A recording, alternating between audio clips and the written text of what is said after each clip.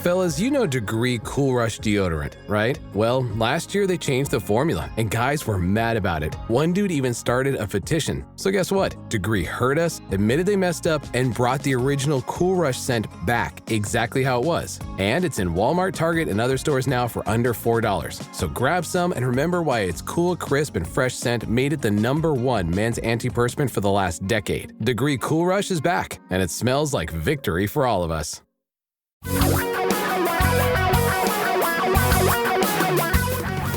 Reality radio for a really great future. We're talking real money.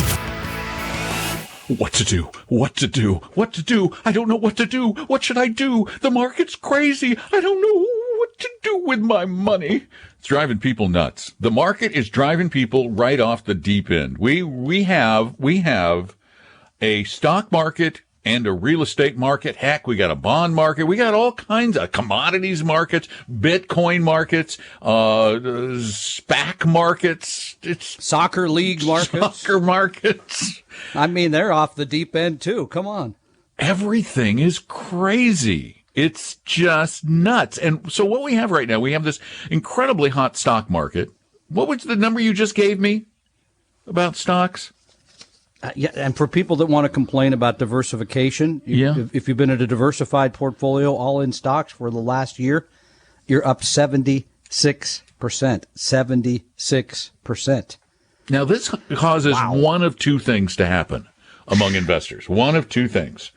It either causes people to think that, oh, the market is up, I better get in like crazy, or the market is on the brink of a bubble, I better get out and wait. Yeah, and it's neither. You can call us to talk about any of those things. Oh, yeah, I forgot to mention. We're here for you. We do have a phone number that you can call, 855-935-TALK, 855-935-8255. I'm Don. That's Tom. We're talking about the crazy, crazy, crazy market. It's crazy. And everybody has an opinion. You think? I mean, they're just like if it's not Harry Dead, it's Susie Orman, it's your neighbor, it's the three guys that bought Robinhood. Were there only three guys who bought it Robinhood? All of this was three guys? The three guys in the article in the Wall Street Journal this week. You want to read about three people that thought this was going to be easy. I'm going to be rich. I'm going to be driving a Lamborghini. Yes. Yeah. It's the, you've heard of the Lambo Leap, the Packers? This is the Lambo Leap of faith. Yeah. I mean, and so I know we're joking about this. I'm going to get a Lamborghini by trading stocks. And then my friend said I should do it on margin. What's margin? What? Yeah. He asked, what's margin? Well, whatever. Just go ahead and do it. What's margin there, Ed? Well, sir, that's where you borrow money to buy them their stocks, and you magnify the effect of the upside. Oh, yeah, but you magnify the effect on the downside. Remember bodies flying from windows in October of 1929? That was the effect of margin. Yeah, margin was a lot bigger part of the stock market in the late 1920s. It was 90%. Some ridiculous number. 90% of all of the value of the stock market was borrowed money. And so when stocks went down, the people that had loaned you the money called to say, don't forget, you got to pay us XYZ. People found out they didn't have XYZ. It was the window sill or the anyway. So and think about it. When 90% of the value of the market is borrowed money, it only takes about a 10% decline to pretty much wipe out everybody's equity. So what you said, though, at the beginning is exactly right. And we're making light of this, but it really should not be, because here's what I see. Oh, we have to make light. Well, I'm seeing more of the FOMO. Right? Yeah. You mean the fear of missing out? Okay. Yeah, because people are saying, well, wait a minute, I could have made a lot more. And I'm saying your diversified portfolio, most people aren't all in stocks. Your diversified portfolio of 60% in stocks, 40% in bonds, that's up 38% in the last year. And it's up, by the way, 10.5% this year. I'm seeing people that are saying, I got to be part of this big run up. I'm not making enough money. I'm also seeing part of the YOLO movement. You only live once. That's the three guys on Robinhood. Yeah, I want to be, and you correctly pointed out, Don, the FOMO and YOLO lead to oh no, the oh no, oh no, what did I do? Yeah, so, you got to have a plan. You got to have the right asset allocation, the mix of stocks and bonds, and you got to be able to tune all of this out. Not us. Tune the rest of it out because it'll eat you alive. It really will. And you want to hear the bad news? If you have a portfolio that's properly or that was properly diversified for your risk tolerance, let's say it was 70% equities and 30% bonds. Well, check it again. My guess is that right now, you probably need to sell some of the stocks. Oh, you're going to hate this. And buy some of the bonds. The bonds that are going to be really awful for the next fill in the blank. Yeah, I mean, rebalance the portfolio. Just talked to someone this morning has almost 90% of their money in stocks. Not a good place to be. 855-935-TALK is our number. Give us a call. Tom and Don are talking real money. Tom and I created Vestory to help everyone become a better investor, even those who will never be clients. Let one of our advisors help you start your financial plan or solve a money problem free with no obligation or high-pressure sales pitch at Vestory.com. Vestory.com. For your real life and real future, Tom and Don are talking real money. Yeah, we're here to keep you from doing dumb stuff. That's really our primary objective, is to help keep you from doing dumb things. At 855-935-8255, that's our phone number. Give us a call.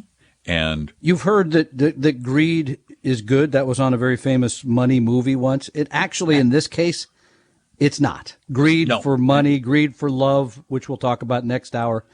Don't tease it could be next very hour. Costly. Sorry. Oh, that's true, because it's on the podcast. People are going, what do you mean next hour? Or Tuesday. Anyway, Tuesday. So you gotta know where you are. You got to know where you're heading, and you got to know that all of this is going to keep coming at you until things turn the other direction, which might start on Monday or Tuesday. Pardon me. I don't know what day. Could be next year.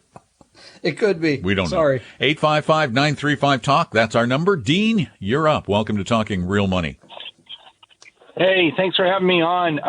My question to you is that I'm starting over, ground zero.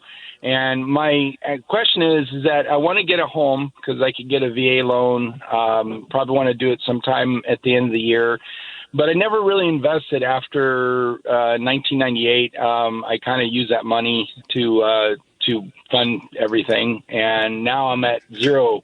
But my question to you is, should I start investing, or should I go ahead and purchase that house next year? I know that the housing market's kind of really freaky right now. What would be good advice for starting over? How old are you, Dean? 51. You're a young guy. Hey, Dean, I assume you have a job, right? Oh, yeah, absolutely. Yeah. And it's a stable one now. I was a contractor, IT contractor for a while, so it was kind of rough a little bit and, not a lot of ability to save. But I'm not sure, like you said, I'm not sure where to go now because it's... Do you have a 401k at work? I do. Are you participating? Not yet. Not yet. Monday, you're going to be participating. Yeah, let me give you my list. The first thing is, before we save anything for a house, do you have an emergency fund? Do you have some money set aside in case something bad happens? That would be one. Number two, I completely agree with Don. On Monday, go see HR and sign up for the 401k and at least save up to, hopefully they do they match? Yeah, do they match anything? Yeah, they do. You're giving up free money, dude. By the way, I'm going to leave it out on my front porch here. See if you can come by and get some more free money because you got to do that. Okay, so you got to have the emergency fund. Right. You got to have the emergency fund. You got to do the 401k. I would do those two things first, then think about my housing. And by the way, why do you want to buy a home? Is it a lifestyle issue? Are you currently a single person? Well, I am, but here's the thing about the home, guys. I've been with a roommate for almost 3 years, and just trying to get that far was a challenge because I traveled, and I'll admit I made some mistakes. Not that you haven't we heard all that do. before, but We're not trying to be. This is not being critical at all. But I'm just thinking. Right. One of the things that I kind of notice about the current real estate market is it's insane. It's That's what it nuts. It's kind of like if you're a buyer, a potential buyer. I don't think you want to be playing in this right now because it's playing, and you can find a roof over your head without a roommate for a reasonable cost. You can rent a place, right? Yeah, so that's why I was asking. So if you're buying a place for reasons of lifestyle, because I want to live in this community, I want this kind of house, etc., maybe. If it was that I want to buy one to get rich, no way, because we have in fact, if I was betting about the real estate market, I'd say the next 10 years are going to be very tough because the last 10 have been so outrageously skyward. And here's the thing. You are 51 years old. As you said, you're starting over. You're starting from scratch. So you've got to pretend you're 31 but you've got to double down to catch up for all the time that you didn't save, over the previous 20 years. So what I would do if I was in your situation, particularly given the fact that you don't have a family, you don't have anyone for whom the lifestyle is that big an issue, you've got a job, you make a living, you can live comfortably for a lot less money than you might think. It may not be the perfect solution, but I would go cheap on housing. Good point, by the way. Heavy on investing.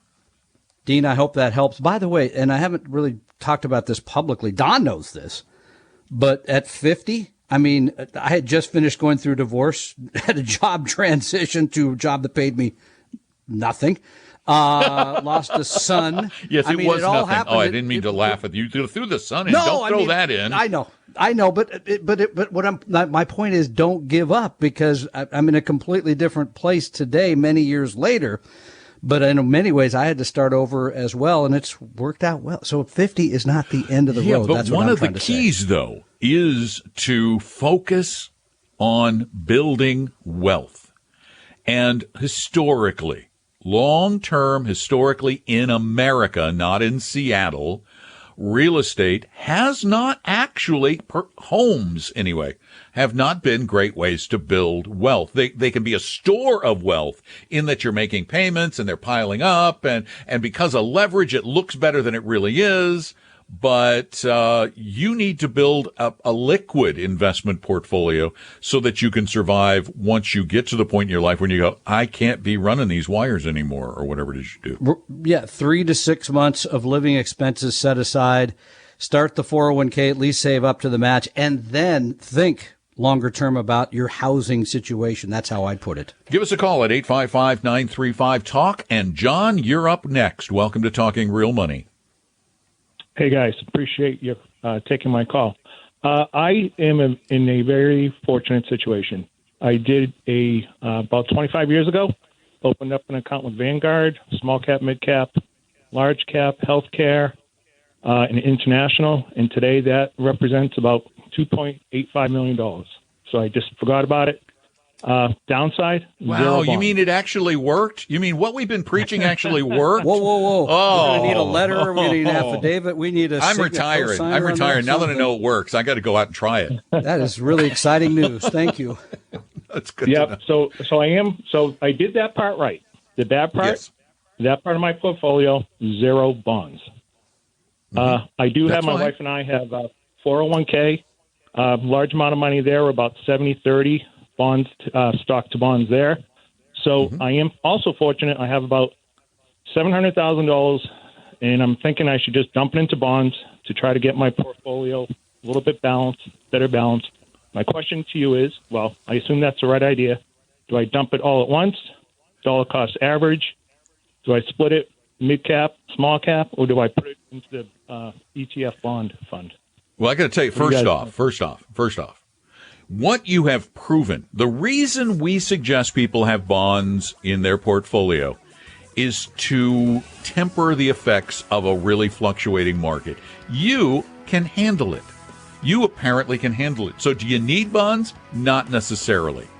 If you are going to put it into bonds because you want to make your portfolio more stable long term, then I would use very low cost bond ETFs or bond funds And yeah, just get it invested. Tom and Don are talking real money.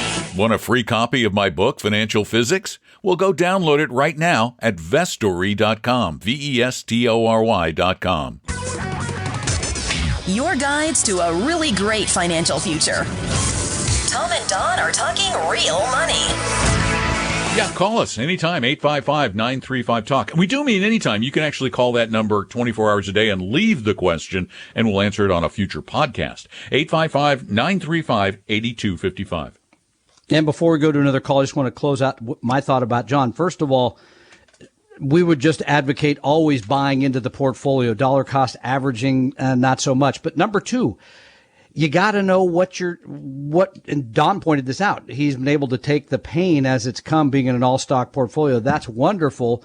But you might want to have some part of your portfolio stable so that when you start to draw on that in retirement, it is there to get the money. That's how I was going to put it. So I honestly don't know how much in bonds he should have. Well, no. Because I don't know enough about it. In fact, go take the risk quiz at talkingrealmoney.com. That will actually tell you. Mary, it's your turn. Welcome to Talking Real Money. Well, hello. Hi, thank Mary. you for all you do. I'm a little nervous actually being on the radio, and you guys are awesome. You make me laugh, and I've learned a lot listening to your show. I wish I had listened to your show when I was younger. I'm 60 years old, and I feel like I've made some dumb mistakes with my money. And I want to apologize in advance because Tom is the scary one, I know, and you don't need to be. He sounds scarier than he really is. I was going to say I'm nervous being on the radio, but okay. Yeah. He's nervous every week. Actually, That's true. Actually, Don, I was going to say that, but I didn't want to be disrespectful because you're the funny one. Tom, she was too nervous to say that, Tom. You're the funny one. Well, you know what? My lunch is ready, and I'm headed out the door, friend. So see ya. All right.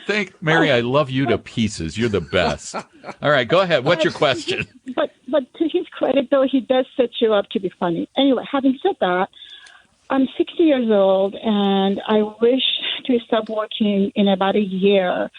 I've been working hourly, making anywhere from $12 now to about, $20 an hour.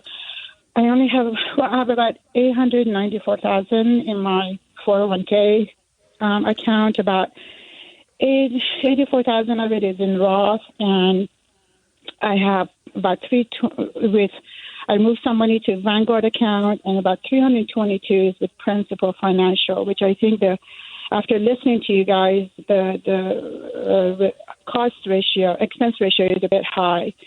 Yeah, it is. So my question we can guarantee that without even looking at it. That's because you guys are smarter than I am. So no. But I got to tell you something, Mary. You said you've been working at hourly jobs, and you've accumulated almost $1 million. Wow. Did we hear that right? Yes, and that doesn't count my emergency fund. This is only my 401k account with Vanguard and Principal. Yes. Mary, I love you even more. You're more amazing than I thought before. That is really impressive. I don't see why you'd be nervous about your money. By the way, here's one.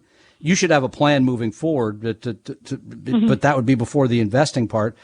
Here's the thing. How much are you spending a year, just roughly? Actually, that's about 6,000, maybe about 72,000 a year. Because to be honest with you, I can. My husband doesn't like to talk about budget. That's really a bad word to him. So I do all the budgeting, and I'm like the CFO of our family. You're a good CFO. Yeah, you're doing a great job. I don't know what the question Mary, is. the principal money, is that in an active 401k or is that an old 401k? That's an old 401k, which I just left it there. And I used to work for another corporation. I decided, I was in the Navy. I quit the Navy to follow my husband, and I wasn't working for a while. So I'm like, okay, with this 401k, I'm just going to put half the money there. So years ago, it was only about 130, and then I started moving money around, and I'm like, I'm just Okay, really we're gonna. confused. I don't want to run out of time, Mary. Before what that money, I can tell you right now. I know you're paying too much. I would get that moved if you're already with Vanguard. I would go ahead and open an IRA with them, and roll over or transfer those funds. And here's part two. If you're really only spending $72,000, Social Security is probably going to be half of that. It's going to be easy for you to finance the other part of your retirement from $1 million. You're in great shape as far as I can see. You're in great shape, Mary. Thanks so much for the call. We appreciate it. 855-935-TALK. Tom and Don are talking real money. Is your portfolio a mess? You may have a case of hodgepodgeitis, but don't worry, we can help. Just set up a free, no-obligation meeting with a Vestory advisor at Vestory.com. No sales pitch, guaranteed. That's Vestory.com.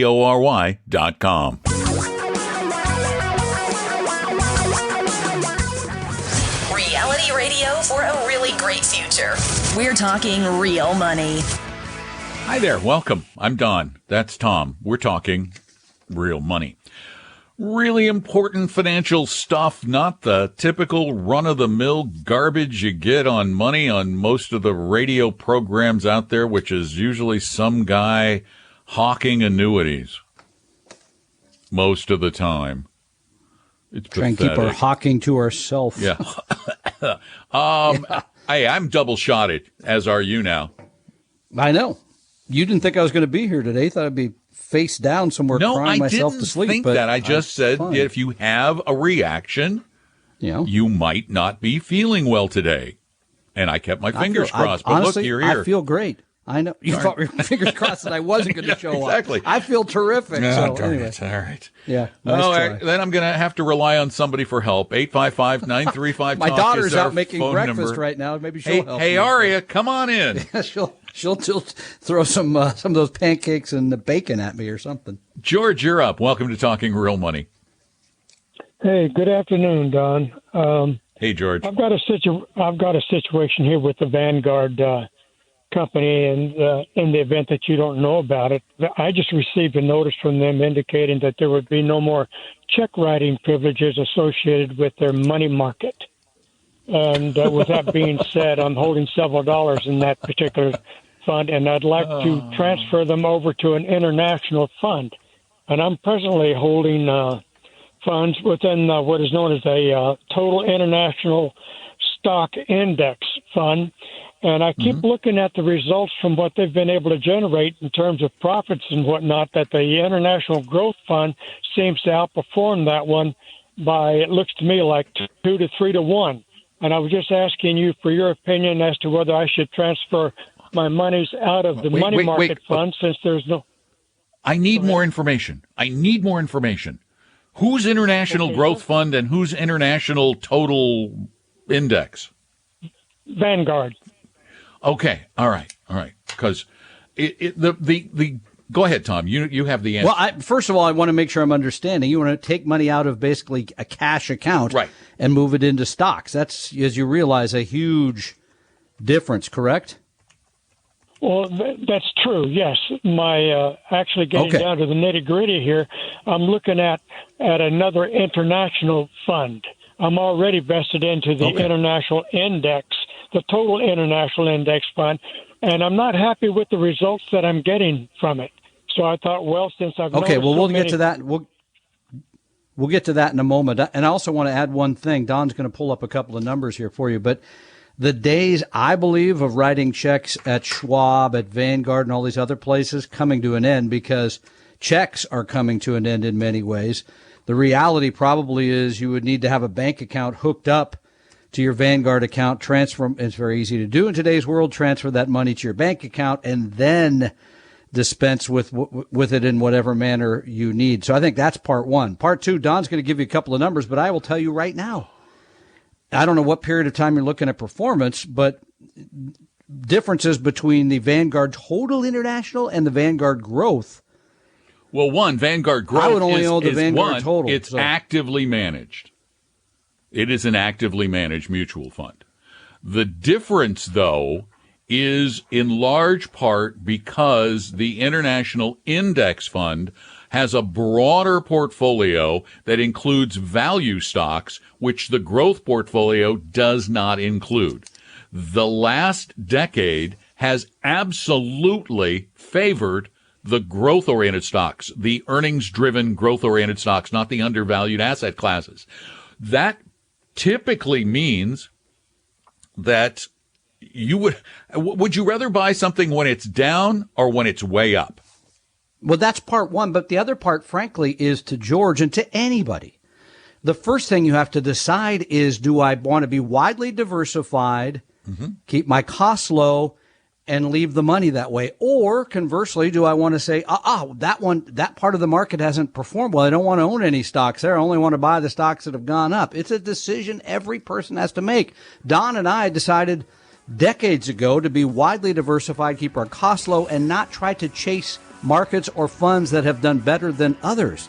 That's a personal decision every investor has to make. And again, the growth-oriented stocks, they have done exceedingly well and made value look terrible lately. But we know that over the longer periods of time, value has, over the long run, beaten growth. Tom and Don are talking real money. Set your course for a great future with a free copy of our 60-page Better Retirement Guidebook at vestory.com, vestory.com. For your real life and real future, Tom and Don are talking real money. Well, during the break, I took my fine-toothed comb out of my pocket. Didn't use it on your hair, apparently. No, I never do that. I keep my fine-toothed comb for going through mutual funds.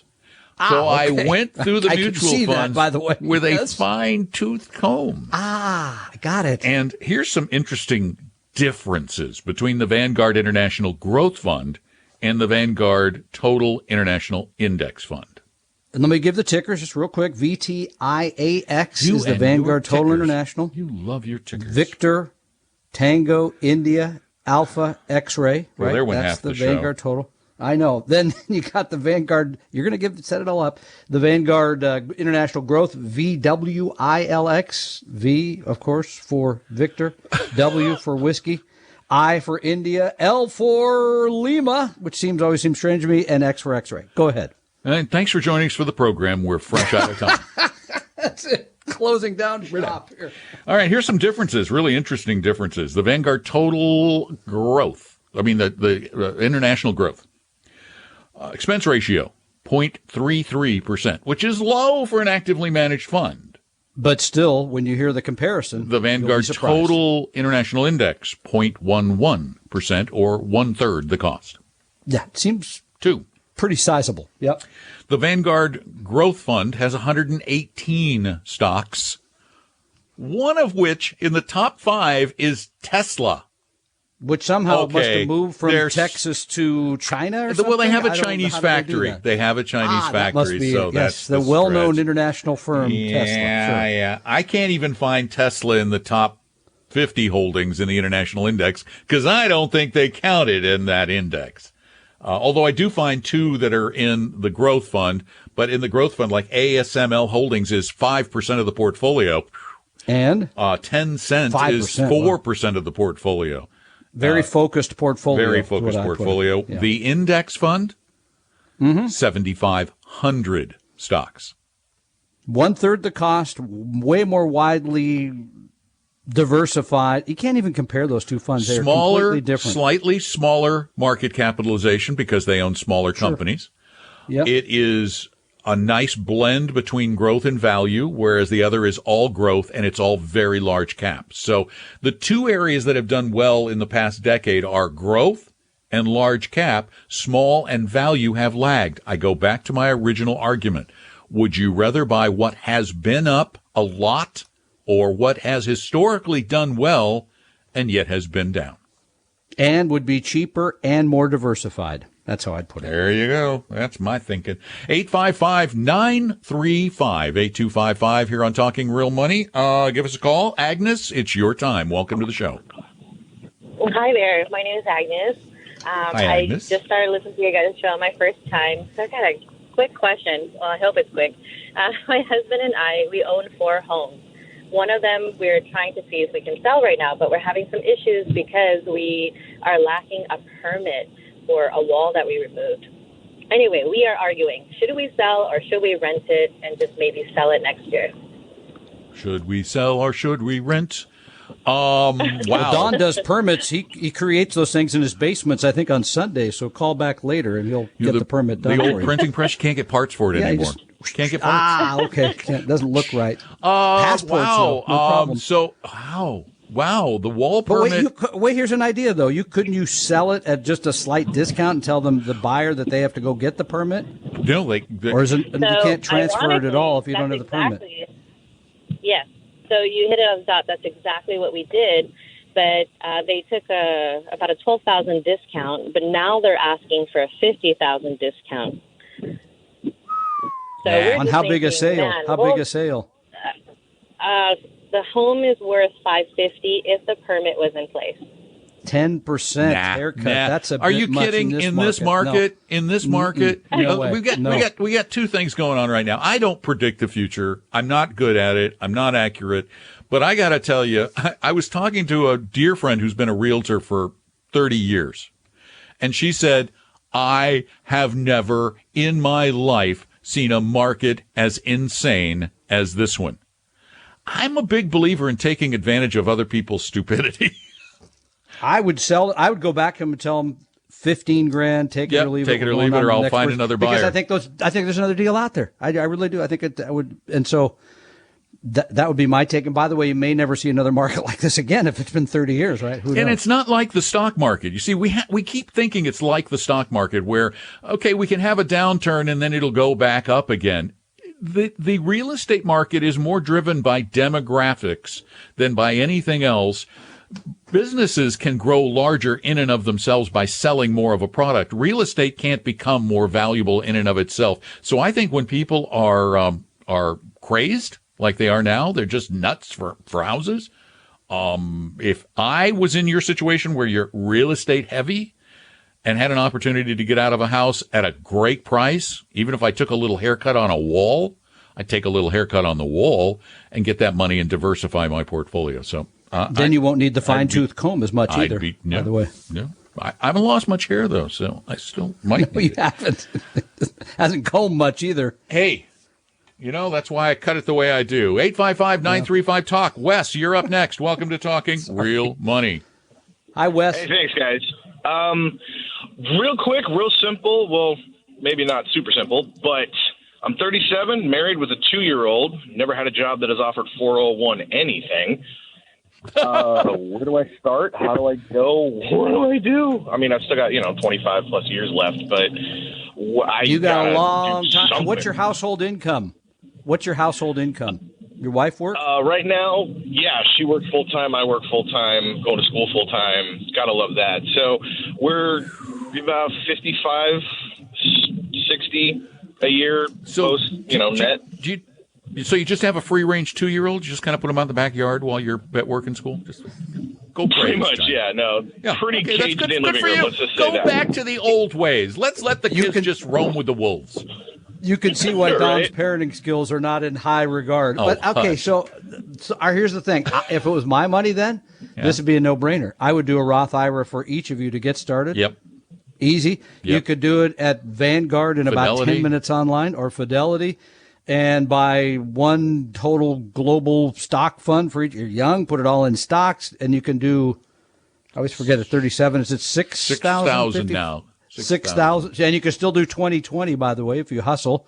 You go online, set up a Roth for each one of you, and if you can't afford the big lump sum that way, then just start chipping away each month. Yeah, just start doing automatic contribution. That's where I'd start. And what you can do is you can find the 2 stock funds that we would suggest at Vanguard, Fidelity, and Schwab at TalkingRealMoney.com. Just scroll down. It'll say 3 funds from 3 families, but skip the bond fund because you're too young to need the bond fund right now. And if you have the lump sum, then put the $6,000 in each. If you don't have the lump sum, then put 500, a few $100 a month, couple $100 a month in.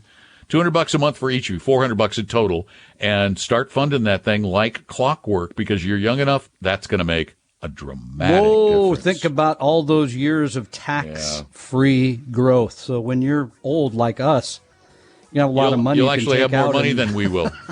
Well, that's true. But you'll be able to spend it without worrying about paying tax on it. It's fantastic. Thanks for the Simple call. one there, Wes. Thanks for the call. Yeah. Appreciate it. 855-935-TALK. Remember, you can call that number 24 hours a day, 7 days a week. Yes, indeed you can. You can always ask us questions. Oh, if you call after hours, though, we'll answer those on our podcast, which you can find on podcast services everywhere. Tom and Don are talking real money. A second opinion could save your life either physically or fiscally. Let one of our Vestory advisors help you save your future at Vestory.com, Vestory.com. Your guides to a really great financial future. Tom and Don are talking real money. Hey, you want to invest better and pay less in the way of taxes? Come to our class coming up on Thursday, the 29th. The 29th. That's this Thursday. That's this Thursday. High noon. We Yeah. just talked to Wes about Roth, so we're going to be talking about Roth. We'll talk about asset location. We'll talk about investment vehicles you can use so you pay less tax. We find people don't pay attention at all or pay too much attention. We're going to help you with some simple ways to get this all right so you can invest, make the money, and pay less in taxes. Right. So go to talkingrealmoney.com to sign up, or go to Vestory.com to sign up. Either one, talkingrealmoney.com or Vestory.com. We hope you realize that the information provided on Talking Real Money is for educational and hopefully enjoyable purposes only. Providing personalized financial planning or investing advice takes time, so please consult with a really good fee-only fiduciary investment, tax, or legal advisor. We know a good one. Investing must always involve risk. In other words, you can and probably will lose money at times. Also, as much as you want it, no one can accurately, consistently predict the future. So past performance doesn't tell you a darn thing about what the future will bring. Unlike many other programs that say something similar, Talking Real Money is not trying to get you to buy or sell any financial products or securities. Instead, the program is provided as a public service by Vestory, a fee-only registered investment advisor. Thanks for listening, and please visit talkingrealmoney.com for more information and disclosures. That should keep the lawyers happy.